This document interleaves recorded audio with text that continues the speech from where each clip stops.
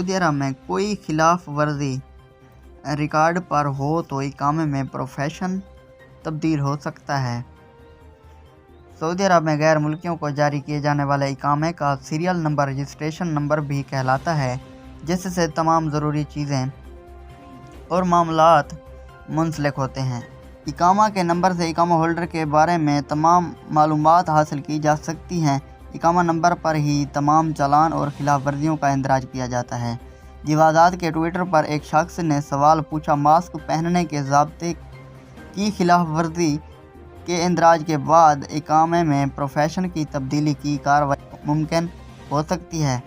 اس کے جواب میں جوازات کی طرف سے بتایا گیا کہ امیگریشن قانون کے مطابق مملکت میں رہنے والے کسی بھی غیر ملکی پر کسی بھی نوعیت کی خلاف ورزی درج ہونے کی صورت میں سرکاری معاملات انجام نہیں دیے جا سکتے۔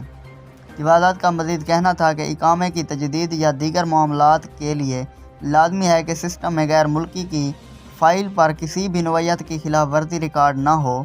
چالان ہونے کی صورت میں جب تک اس کو ادا نہ کر دیا جائے تب تک سرکاری معاملات کی انجام دہی نہیں ہو سکتی۔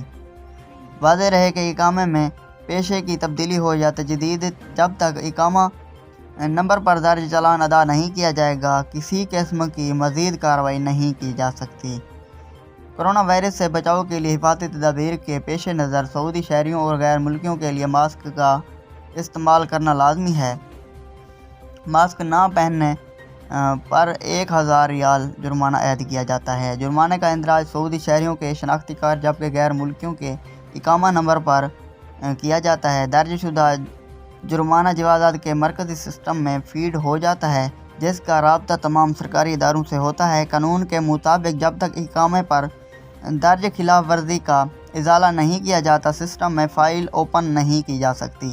یاد رہے کہ کسی بھی قسم کا چالان، خواہ وہ ٹریفک خلاف ورزی ہو یا احتیاطی تقاضے کے تحت مروجہ قوانین کی خلاف ورزی جن پر جرمانے متعین ہیں، ان کی ادائیگی کے بغیر یہ ممکن نہیں ہوتا کہ اقامے کی تجدید کرائی جائے یا دیگر معاملات انجام دیے جا سکیں۔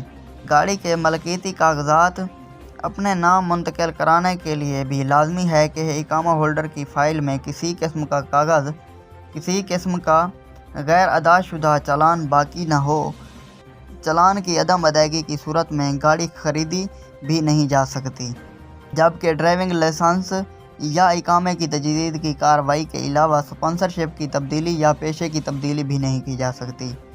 خلاف ورزی پر چالان ادا کرنے کے بعد محکمہ امیگریشن اینڈ پاسپورٹ جوازات کے مرکزی سسٹم میں اقامہ ہولڈر کی فائل میں درج خلاف ورزی ختم ہو جاتی ہے، جس کے بعد تمام امور معمول کے مطابق انجام دیے جا سکتے ہیں۔